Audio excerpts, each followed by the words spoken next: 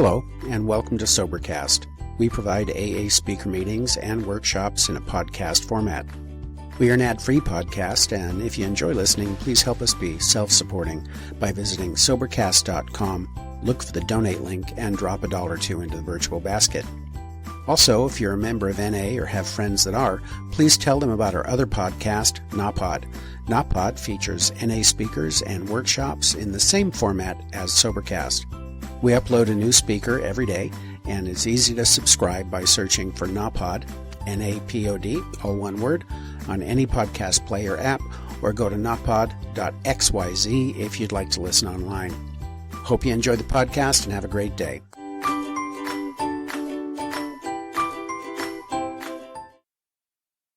You see, there was another wino here, got his birthday cake. I wonder if he was under the same freeway bridge as I was years ago.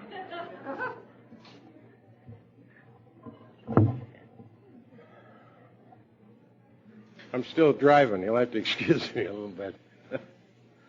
I swear to God, I kept looking for Palm Desert through Palm Springs and Cathedral City and all that. I thought, nope, I got it wrong again. It's funny how when people call you up to speak at an AA meeting, they say, will you show up? I say, sure. And all of a sudden they hang up and they don't realize that I don't know where in the hell they are, you know?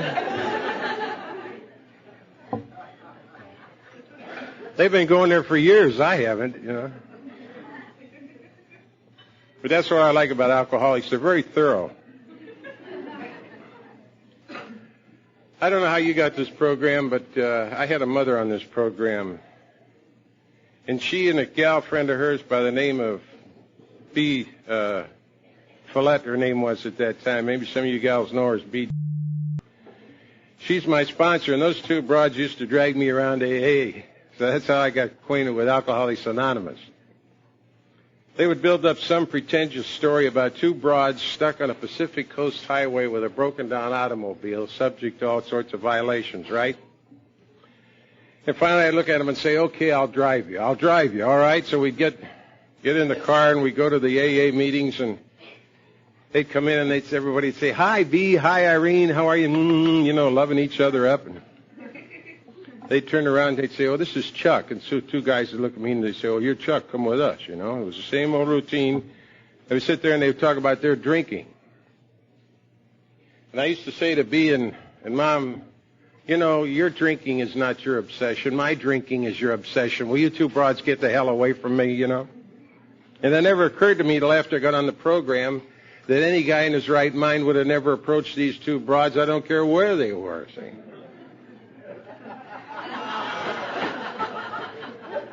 And so that was my introduction to Alcoholics Anonymous.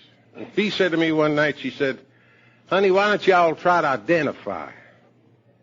I said, what do you mean, B? And she says, well, listen to the speaker. Maybe he's reading y'all's mail.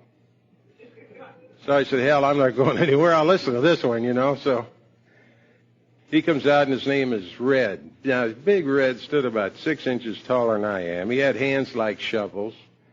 He was a huge fella. And he started out, and my God, I'd never heard anything like this in my life. This guy had been on the rock, out of the rock, been connected with prostitution, rum running, counterfeiting, Murder Incorporated, Rapes Anonymous. This guy was whatever they say. I'm sitting on the edge of my seat like a gangbusters night. I'd never heard anything in my life. I looked over at B and said, identify. I'd have to take Alcohol Anonymous to catch up with this guy.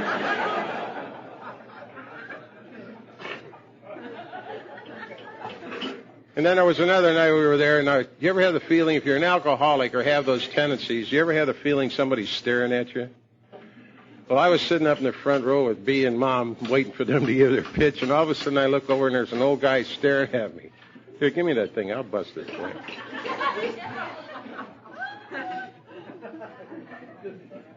Here.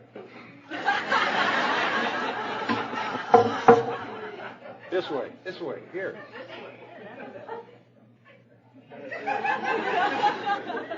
This is how you get sober.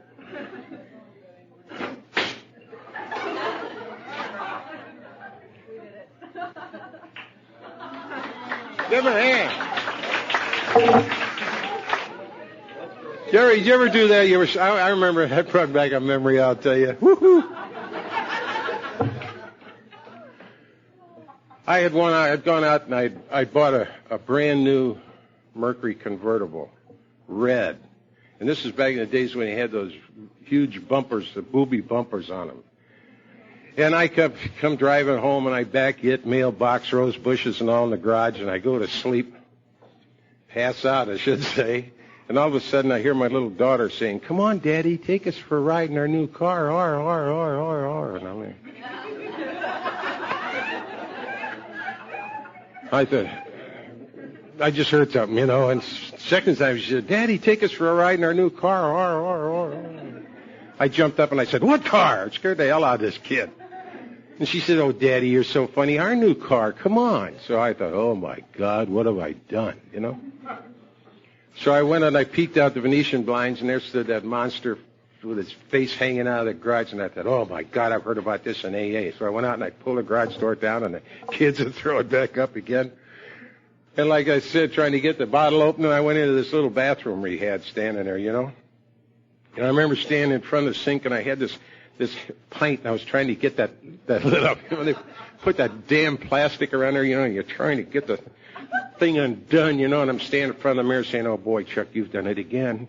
Oh, what are you going to tell him this time? Boy, you owe your dad about $900. You owe Fred over at the grocery store, Jimmy down at the filling station." I said, "You're going to drive up in that," and they'll say, "Oh, boy, Charlie finally hit it. Now we get paid." You know, I said, "Boy, you've really fixed yourself up. How in the hell you could..." This son of a bitch, and I'm trying to get this thing undone. Well, just as about I'm ready to break its neck over the sink, it comes unglued, you know. So I take a big swig of this, and I'm standing there saying, "Now, what am I going to tell these people? Damn it, I know I got to think of something. Oh, boy, Charlie, you've really done it." I'm looking at myself in the mirror, you know. I'm saying, "Woo, you really done it this time." And I'm taking another drink, and then finally I said, "What the hell am I excited about? I deserve a new car."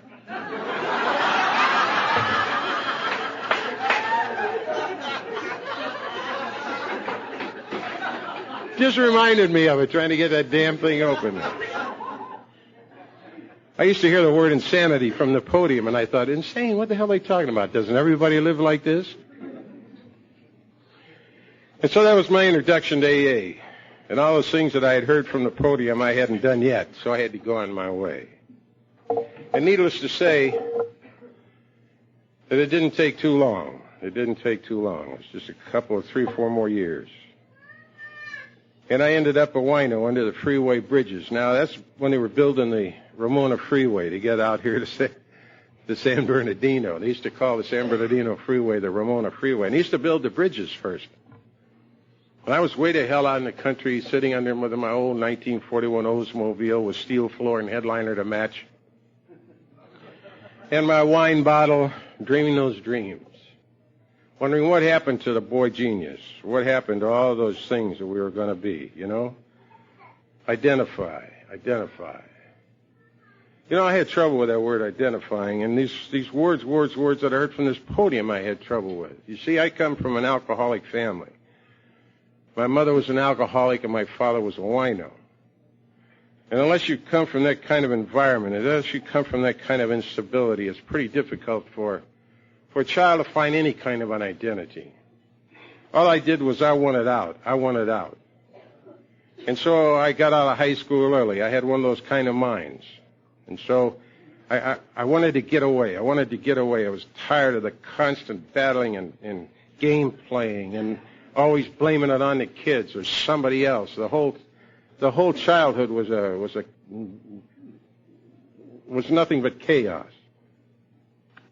A few people here know my mom since she got sober, and she was quite a manipulative broad sober. You should have seen her when she was drinking.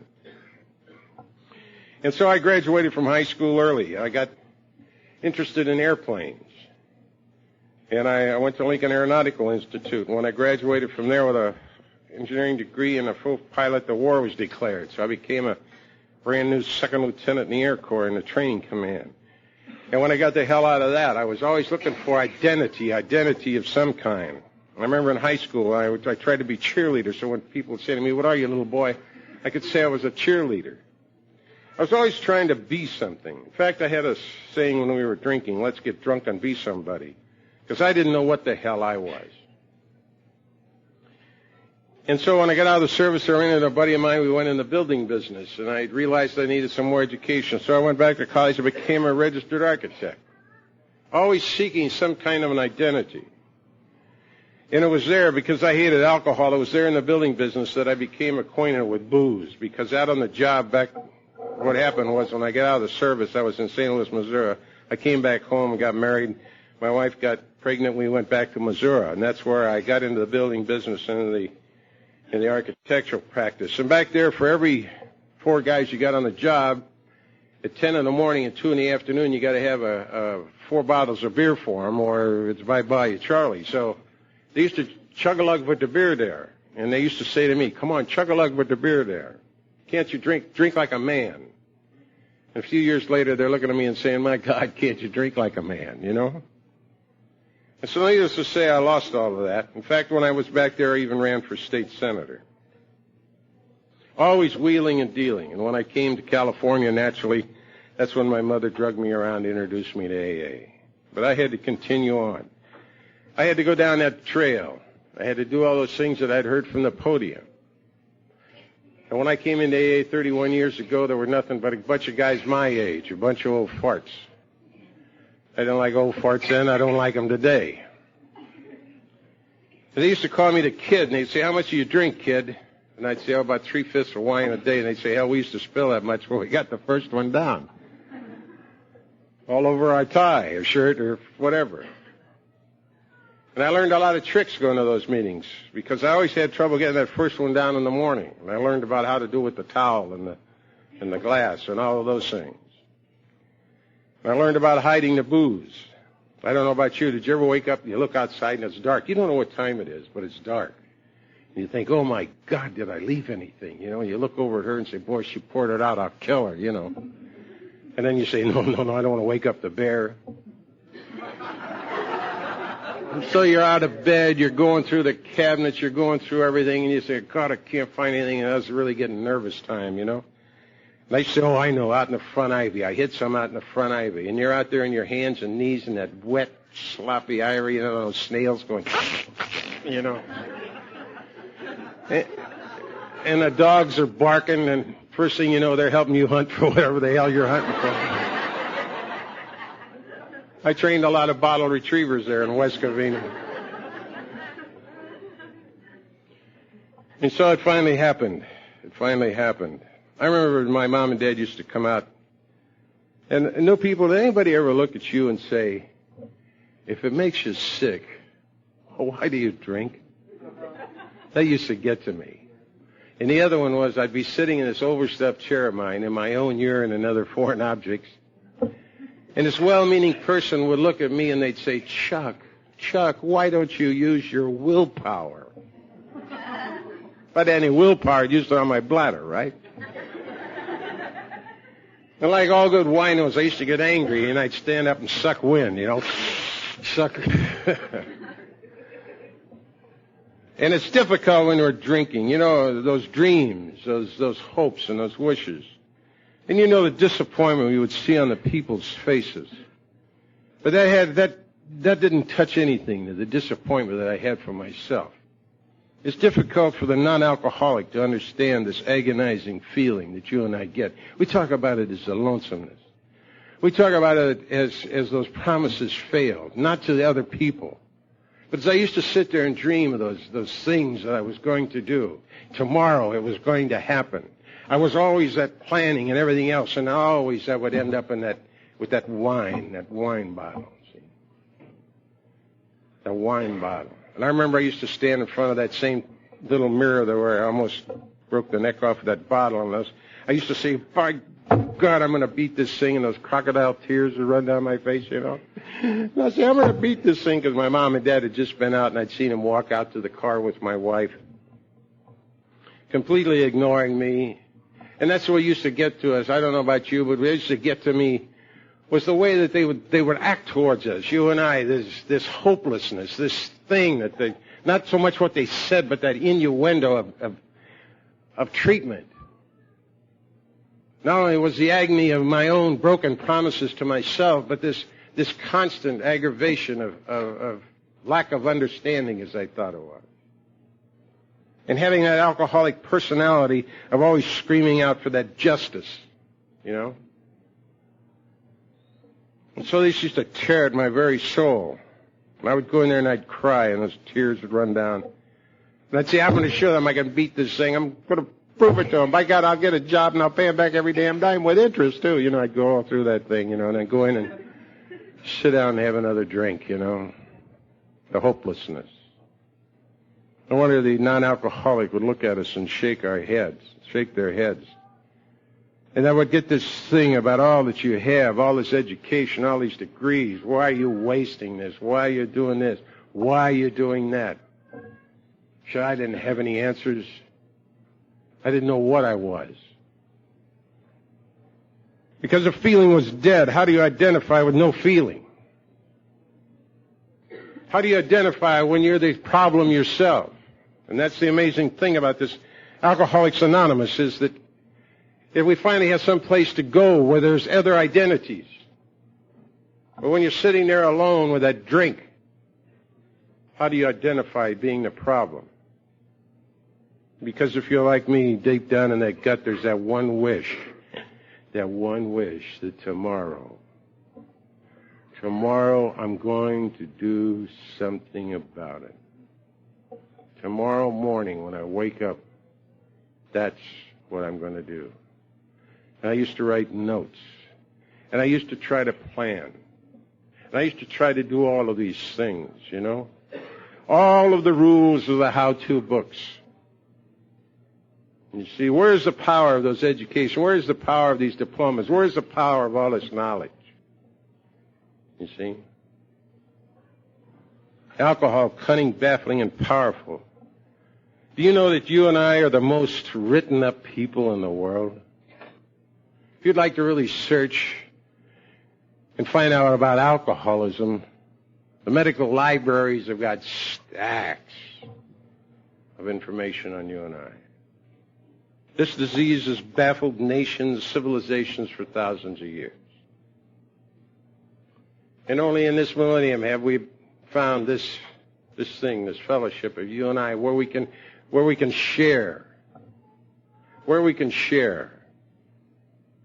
And it's strange how they gave it to him, the alcoholic, this wonderful program.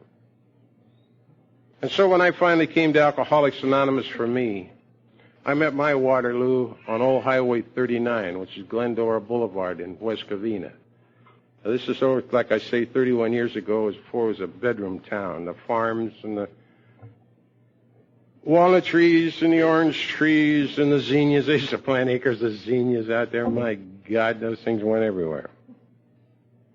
The only entertainment we had was the crop dusters coming by, you know, and dumping that thing. We didn't know from ecology then.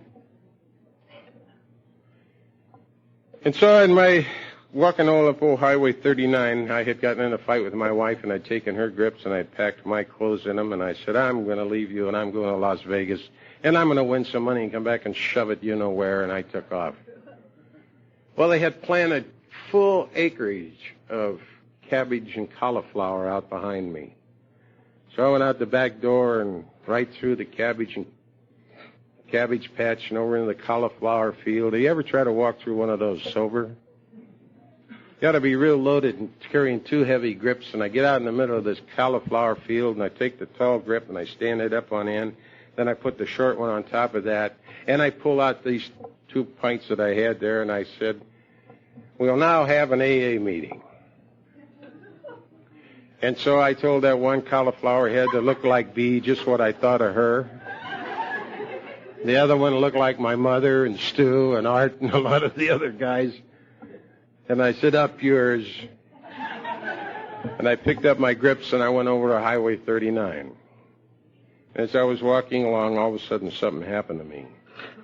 I fell on my knees between those two grips on Old Highway 39. I began to sob from down in my gut. And I never will forget that night. It was something I had no control over. It was something I didn't instigate. But when I was finished, I picked myself up, and I remember looking up, and it was a big, beautiful moonlit night, and I said, "Oh, God, help me, I'm an alcoholic." And I went back home, and I called some AA people. Now, I want you to know that I was known as the biggest phony in the Pomona Covina Valley, because I used to run in and out of AA to get my mother off my ass, right? And I'd play that, "Oh, Mom, I'm not going to do it again. I think I got the program this time." And when I'd go in there, I'd say, "I don't want to hear about the damn program. I know all about it. My mother drags me around. I know about the steps and everything else. What I want to know is, how do I take care of the rent? What do I do about this? How do I handle my old lady? What am I going to say to my boss?" All of these other things, see? And that's the thing that used to get to me, and when I'd go to AA meetings with my mom, and they'd talk about sobriety. I could never catch on to this. When they talk about sobriety from this podium, it always confused and frustrated me, because I had been sober many times. You know, but these damn AAs, they talk about like some mystical happening, you know? And it used to frustrate me. I've been sober many times, and I'd play that game of trying to get in good graces, covering all my debts, getting to the boss, trying to get new jobs, trying to do all these various things. I had had that kind of sobriety. And so the word sobriety kind of frightened me. But I noticed when you talk to AAs, they talked about it in some different kind of vein. All these words that I used to hear from this podium used to drive me crazy. What the hell is that AAs talk about? And so when I called them, they said, "Well, you been drinking?" I said, "Hell yes, I've been drinking. What do you think I called you for?" You know. And so they said, "Well, smart ass, if you can get sober by Tuesday night, we'll come by and pick you up and take you to the Arcadia meeting." So you'll hear it said many times, new people, I went to bed that night and I had a good night's sleep. Now, you know that space picture where they had the Jedi and all that stuff, and when a guy landed on that planet and he went in the bar and all those strange creatures were there? Used to drink with those people. I've seen things that Spielberg would like to have copies of. I had one who used to come in at 3 o'clock in the morning, kick the end of the bed, and I'd wake up, and he looked like Quasimodo from The Hunchback of Notre Dame, except his teeth were growing out here, and the one eye was down there, and he had a big cyst or something on his head. And I would get up, and I'd say, "I told you not to come back here again." And I'd go to the front door, and I'd slam the front door, and the house would go boom, you know, and then it'd settle down for the night. Well, this night, this character didn't show up. I got a good night's sleep. But the next morning, I woke up, boy, and that thing had started. That thing in your gut. You know, that high vibration? That zzz thing was going. Have you ever done the sheet dance? That's where you get, you're laying in bed. You know, you haven't got the full whips yet, but that frequency's going, you know, and you get the sweats, and then you pull a sheet up over you. Then you get hot, and you roll it down the end of the bed, and it gets all tangled up in your feet. Then you get up and try to pie fold it. You try to do all those things with that damn sheet, and then you get up to leave the room, and you forget what the hell you're leaving for, and then you turn around and light a cigarette, and you got 4 going, you know. That was just how it started. And I was going, ooh, like this, and my wife would say, "Where does it hurt?" I said, "I don't know, it keeps moving, damn it." You know. So needless to say, I went through 3 days of hell, scared the hell out of my family, swimming across the living room floor like a dolphin, beating the walls and screaming and hollering. So she went next door, and she said, "My God, I think he's dying. He's laying there. He's stiff as a board. His eyes are rolled back, and there's something running out of his mouth." And they said, "Well, we don't know what to do. Why don't you call his AA friend?" She says, "Oh, my God, I never thought about that." So she dials, found the number, and she dialed. And they said, "Well, what's he doing?" She describes all this stuff to him. And she says, "What'll I do?" And they said, "Nothing. Let the son of a bitch sweat it out. He'll remember this one." She said, "What?" She hung up the phone. Well, when I finally came out of that, I had those wino whips. You know what I'm talking about? That's where you wear your clothes out from the inside, you know? I was at a 12-step house just about a year ago, and they brought a little guy up by the name of Patrick. And he looked like that guy on TV that always looks nervous, you know? Except Don Knotts. Except he was about 4 or 5 RPMs ahead of Don Knotts. He was standing there, you know, waiting to see if they're going to take him in, and he was doing one of these things, and I said, "Pat," and he'd go, "What?" You know, like it was God calling, you know. And I said, "Man, you don't know how I appreciate seeing you. I said, my God, I forgot what it was like. He said, well, what the hell are you talking about, you know? And that's the way I was. Boy, I had those wino whips, man, and I was just shaking all over. In fact, my wife had to help me get dressed, except it was pretty dangerous. Because once in a while, one arm would go like this, and then another one out like that, you know, and all the kids are standing back. Don't get near the sumbitch, I'll kill you. And so I never forget, I'm standing there, I'm looking, I'm saying, am I okay, honey? And she says, you look fine, you know. So I didn't know what to do with my hands. I didn't want to put them in my pockets because I wasn't feeling romantic that night.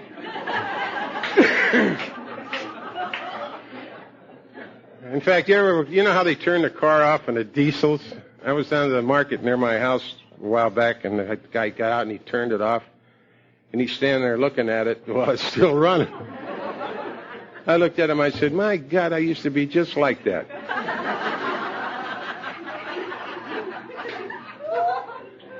That's why my wife won't go with me anyplace. We were in Hughes Market coming in, and there was a little old lady, she's like this, and she's bent over trying to pull two baskets apart, you know. So I walked by her, and I said, throw a bucket of water on them.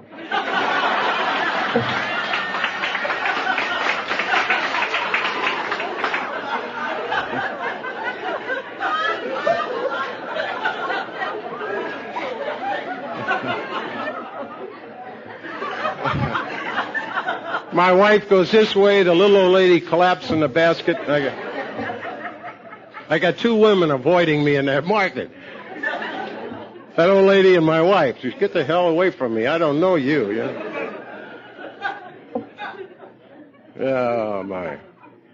So that's the way I was that night. So this guy comes and he knocks on the door and he takes one look at me standing there, you know, doing my Don Knotts thing and trying to control myself and like this, you know.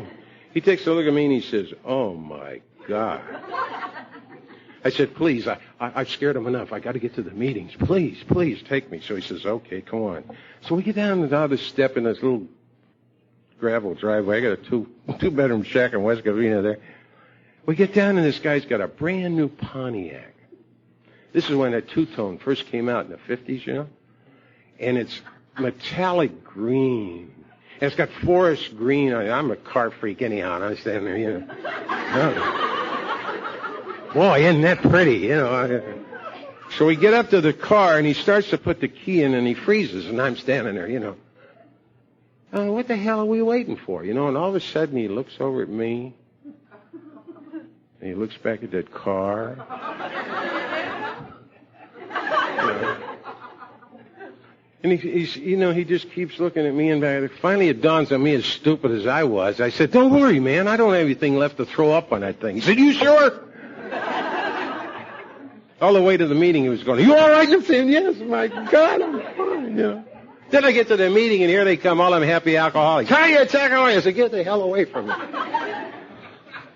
Jesus, just take me and let me alone, you know. So it was a women's club, and they had those little metal wicker chairs. They're about this wide.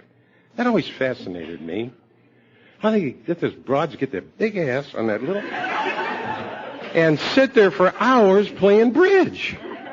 So I'm sitting on this thing and it's going blink, blonk, blink, blonk, blink, blonk. So I thought I was disturbing this little old lady in front of me. So I get up and leaned against that sand-blasted wall I had and sandpapered myself to death. And the Scotsman is up there talking about AA, and he's giving it hell. And I'm saying, give it to me, you son of a bitch. I gotta make this program. Oh, shit, what do I say to people when they offer me a drink? You know, I didn't even realize that was progress, you know?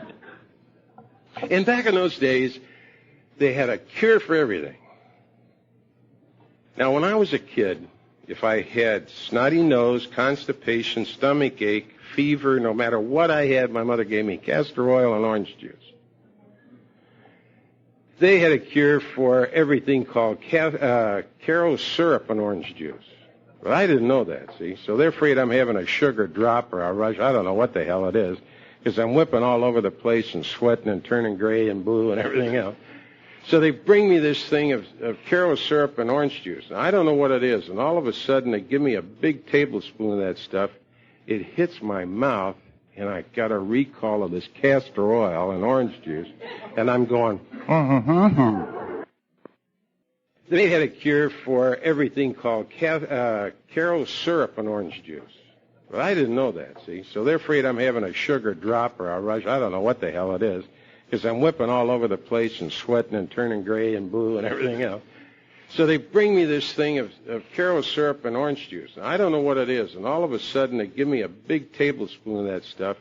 It hits my mouth, and I got a recall of this castor oil and orange juice, and I'm going,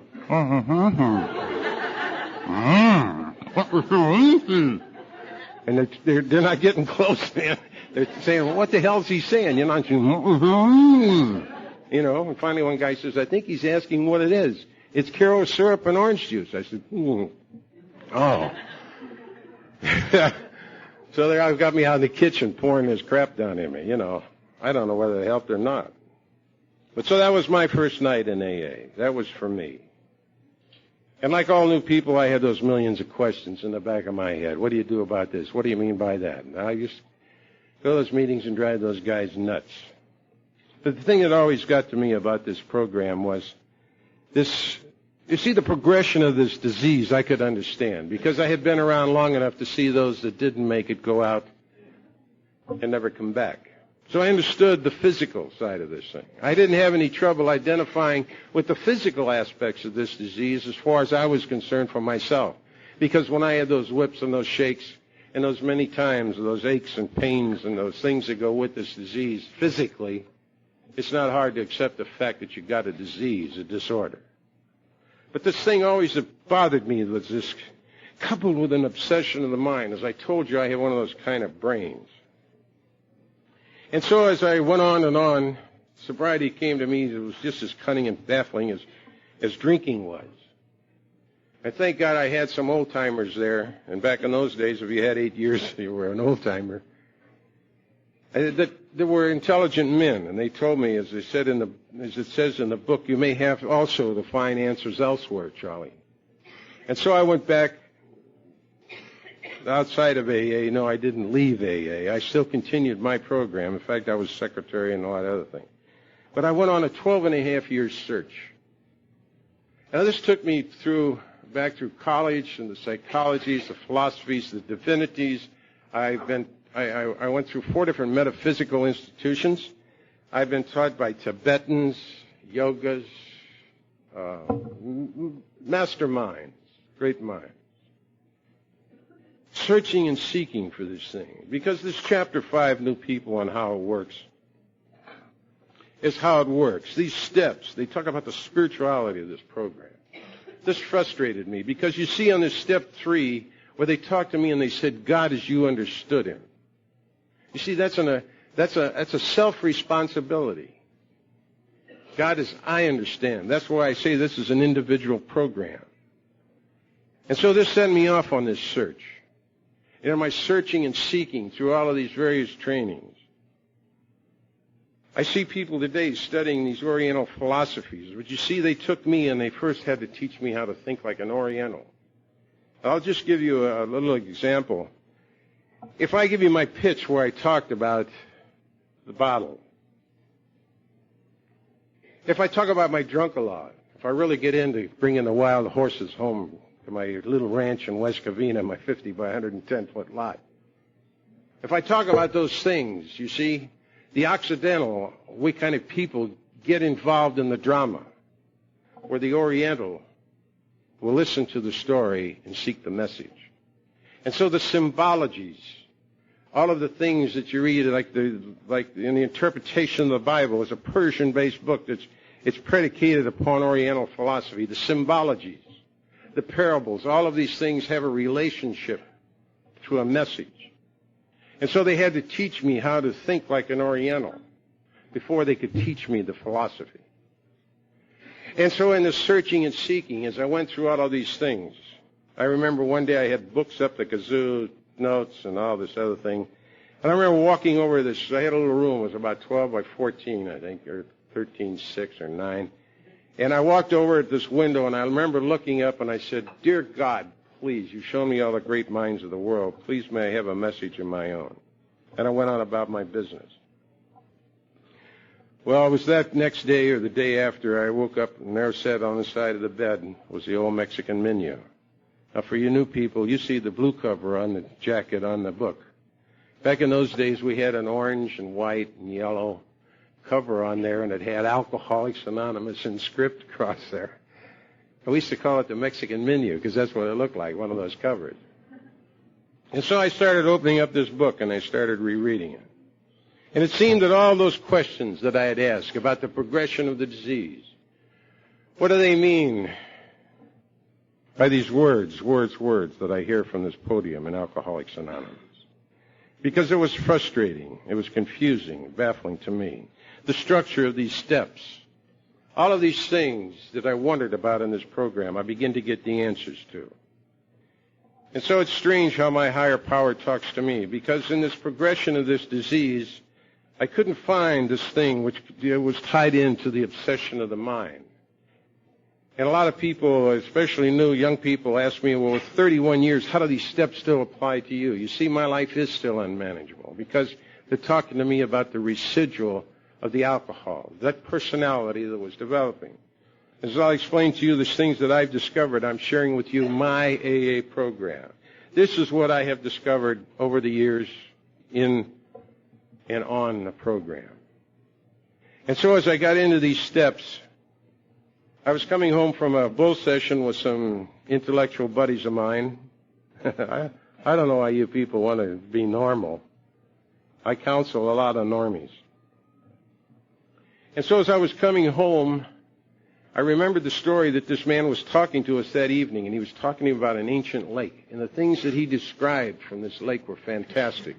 How the recordings of this thing, and I said to him at that evening, I said, how do you read this? He said, every event upon event that happened there left an implant. And we learned how to recognize those events. And so as I was driving home, I said, my God, that's my answer to that question that I asked about the progression of the disease coupled with the obsession of the mind. Because you see, I'm the sum total of everything I've ever been. So when I react emotionally, where am I coming from? You see, medical science says that I react emotionally in about 1/3200th of a second. So I'm that sum total. You see, I had pre-drinking, drinking, and then non-drinking. All of these events upon events upon events are the sum total of what I am. You see, and so when I quit drinking, I thought, I'd always thought that if I quit drinking, everything else will be all right. I was always generalizing. You see, if I just had a better wife or a better car, or better this or better that, everything else would be all right. And when I was in that spiritual search, if I could just find that one key, then everything would be all right. I would have that spirituality, you see? That alcoholic trait, that alcoholic personality. And so I see today, I realized that all I had done was stop drinking, but that personality had continued on, you see? And so new people, let's not forget where we're coming from. It says in the book we're not saints, but I haven't met an alkie yet that believes that. You noticed? Every once in a while they'll flip their cork and they'll blow their stack, and all of a sudden they'll look around to see if there's any members or Easy Does It bumper stickers, you know, and then they'll say, I'm not supposed to act that way. I'm on the program. I think that's funnier than hell, you know. I really get a kick out of that one, you know. I got news for you. I got 31 years and I still blow my top. The only difference is now I don't give a shit who's around. That's the difference. I don't know why they think, because you see, new people, there's no seniority on this program. All I got is longevity. The only thing is what I start with each day. I still hurt. I still get mad. I've still got problems. People don't act the way I'd like for them to. All of these things I've still got. I don't know why they think you're supposed to become some super entity because you read one lousy book that says AA's Alcoholics Anonymous and you've tried to follow these steps. Are you supposed to become some super being? I don't know. I don't understand that outlook. And some of the gurus I hear around here drive me crazy in this organization. I'm still working on things. Thank God I'm feeling. Thank God I'm doing. I was so well trained when I told you in those teachings that I became an automaton. Nothing could reach me. I had reached that state. If you want to go through those trainings, good luck. When you get there, it's nothing. That's what they tried to tell me when I was searching for it. And so I had to learn to feel again. Now, I'd like to explain the difference between feel and emotion. Emotions are just impulses. When I'm talking about feel, I'm talking about a relationship with the inner self, which this thing has helped me structure.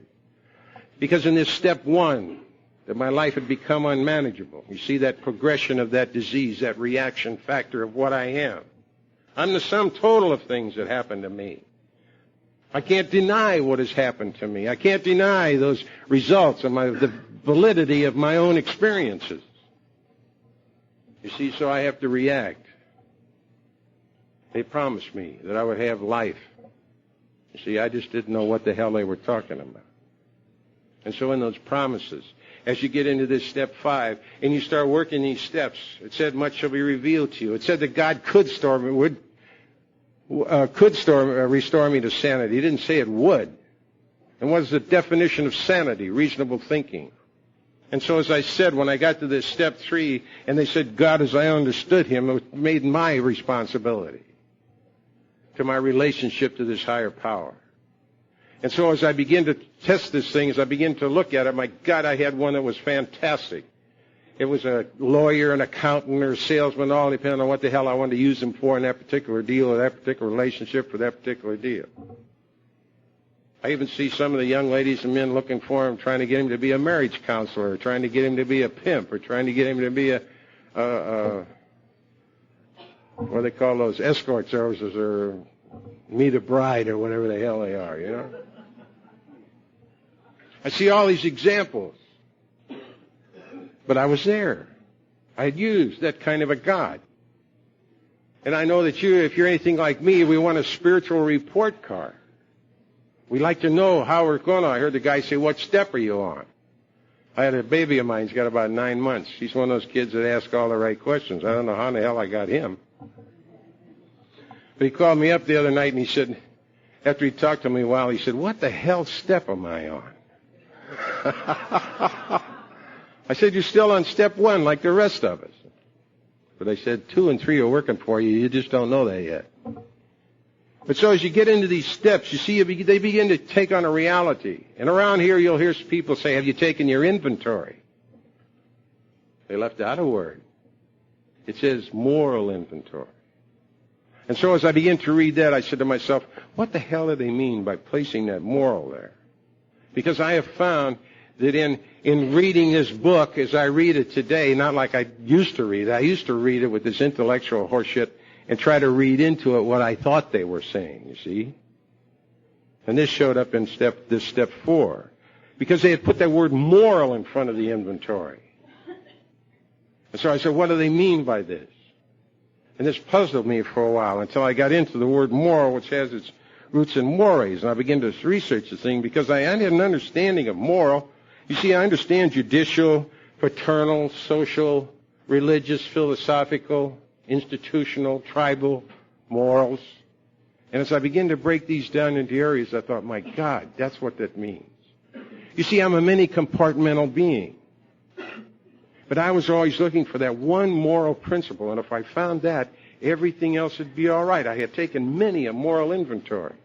And as I began to reread these things, I had found out that all I'd done was step 5. I've written down the nature of my wrong. You see, when you get into the moral inventory, it's immoral and amoral.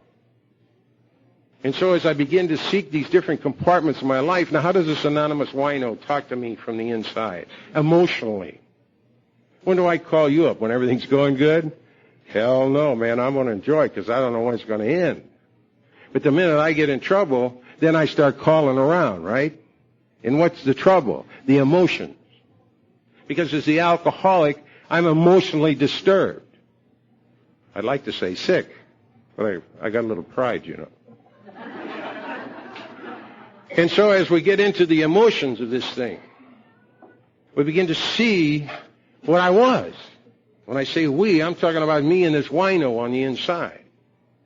And so as I begin to see how it was talking to me, I begin to see those areas in which I was having the greatest difficulty. And at that particular time, it was sex, finances, work, home, education and politics is the way it kind of broke down for me in the beginning. And so when I went into this sexual immoral inventory, I was surprised how ignorant I was. I used to say I was overqualified for sobriety. As I got into this thing, all the way from the little kid in the reading the 30 words on the wall up to what I thought it ought to be, could be, or should be. And so the emotional games I was playing with it, the setups.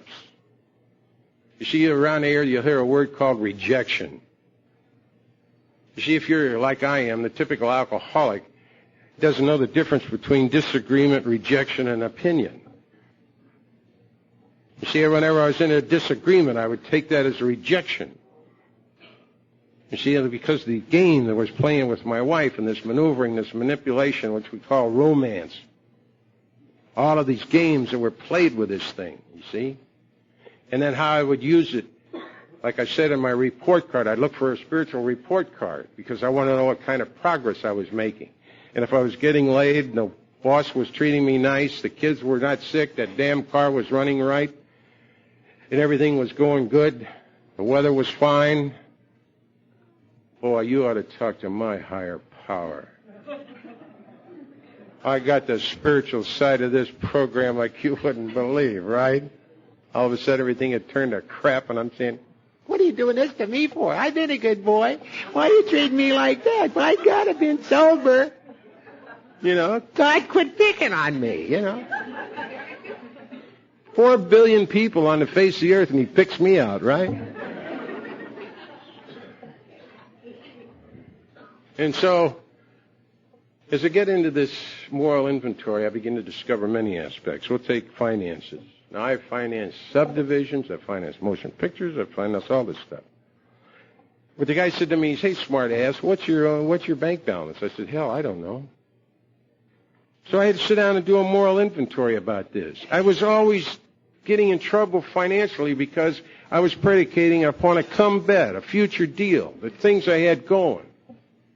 I was never dealing with the reality of what the hell I had, and could never figure out why I was always in this financial sweat. Some of the damn car deals I made.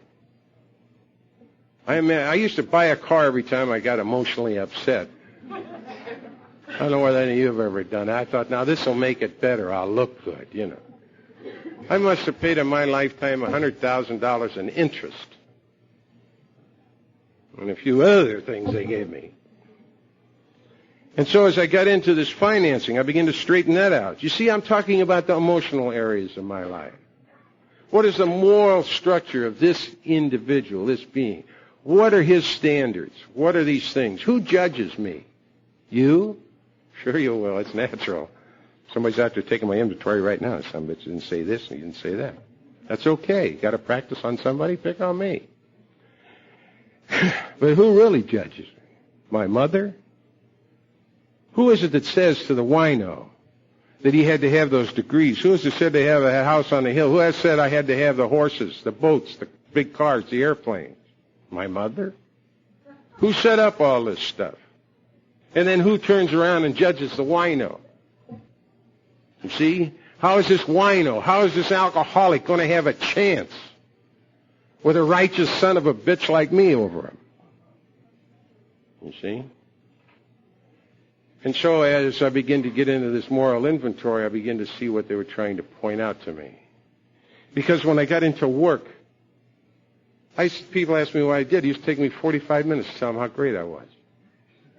Then if the boss or whoever I was working with didn't come by and tell me what a great job I was doing, I'd be insulted.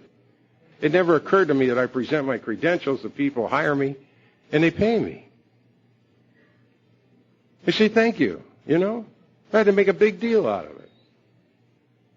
That showed up down here in this word politics. And so when I got into education, family, I didn't know what the hell a family was. I've had 7 children. That's the strangest experience in the world. You're a young man, they come out and hand you a baby and tell you you're a father. You turn it over and you look in the crack, see if there's any notes.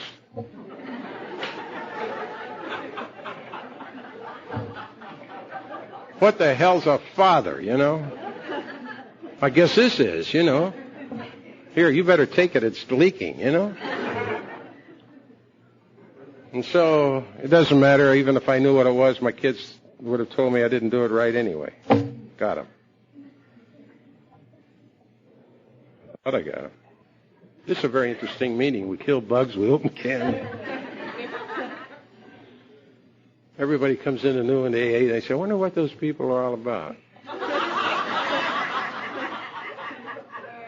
They're about this far off the floor and about 40 miles out that way.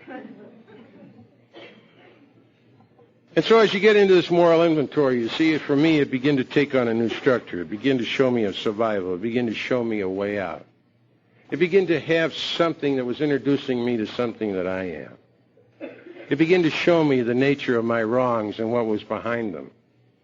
And so as I got into the education, I realized that I was overeducated for AA. I had to go back and re-educate myself. Because this is a simple program. If you think I'm kidding, talk to the academia about us. You see, the academia is always looking for a formula. I know, I was a member of that group. You see, when you talk to me about principles as an engineer, I look for formula. I can't tell you how many years I was on this program looking for the formula. You see, then you connect it with something abstract like spirituality. You really drive them out the street. And some of you are too young to remember, but back in the days when this thing first started here in the West Coast, it was difficult to find churches that would let us meet like this. We would go into them and tell them about the spiritual group we had and doctors and lawyers, and we give them the bullshit. We're really good at that. And they'd say, oh, my, that sounds so fascinating, a spiritual program, and you have all those people, and, I think we can arrange something. And then they'd say, what do you call yourselves? And we'd say Alcoholics Anonymous, and then watch them turn gray. And they'd say, I don't know. I think we better talk to the committee. We'll get back to you, And then we go outside and say, well, we lost that one, And, of course, our good old American Legion didn't want us around because they had a bar there, and if we'd have dried them out, that division had gone under, So we had our times.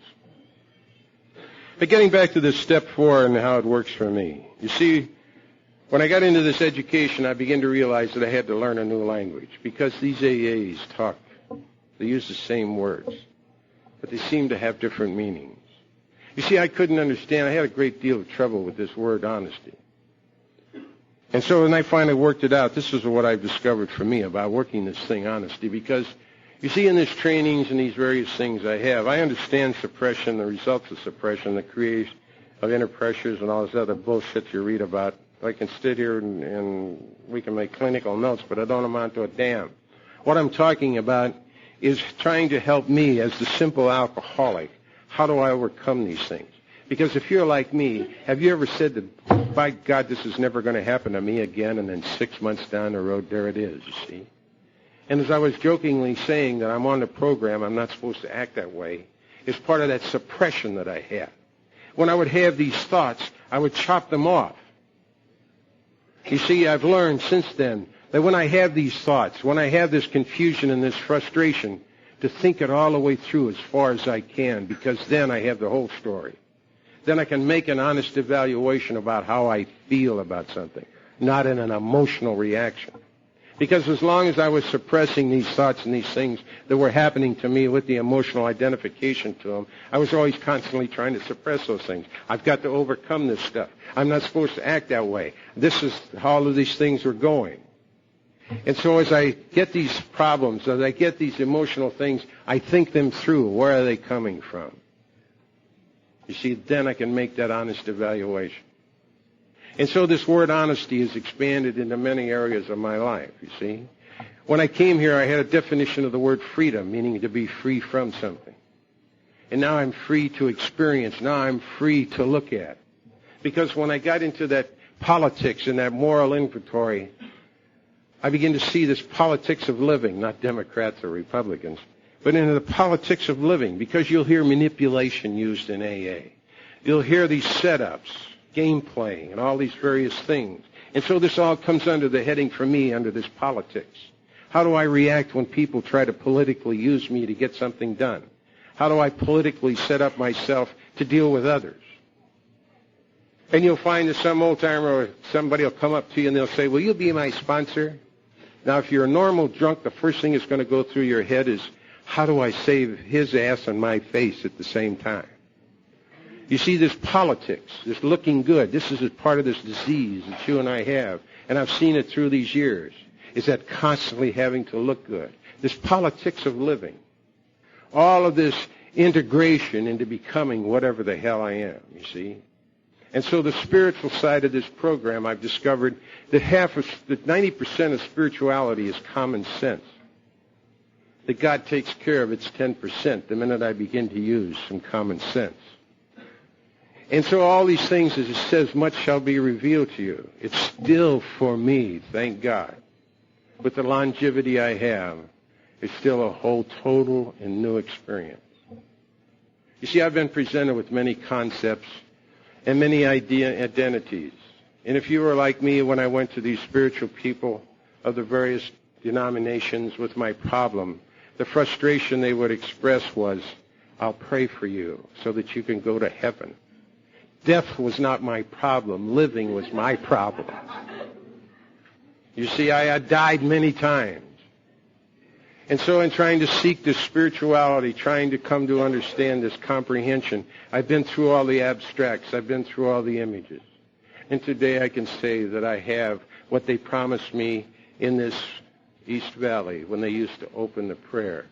They said, Dear Heavenly Father, we come to you as a friend. Today I have a friend. Today I have a partner. Today I have a teacher, a taskmaster. Today I have a whole complete concept.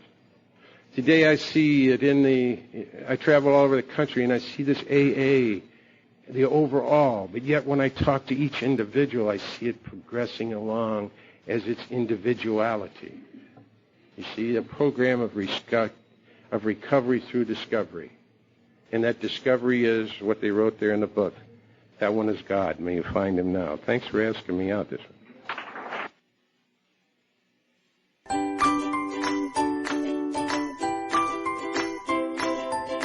Thanks for listening. I hope you enjoyed the podcast. Sobercast is ad-free, and we'd like your help in order to keep it that way. So if you'd like to help us be self-supporting by pledging $1 or $2 a month, visit Sobercast.com and look for the donate links. Thank you very much.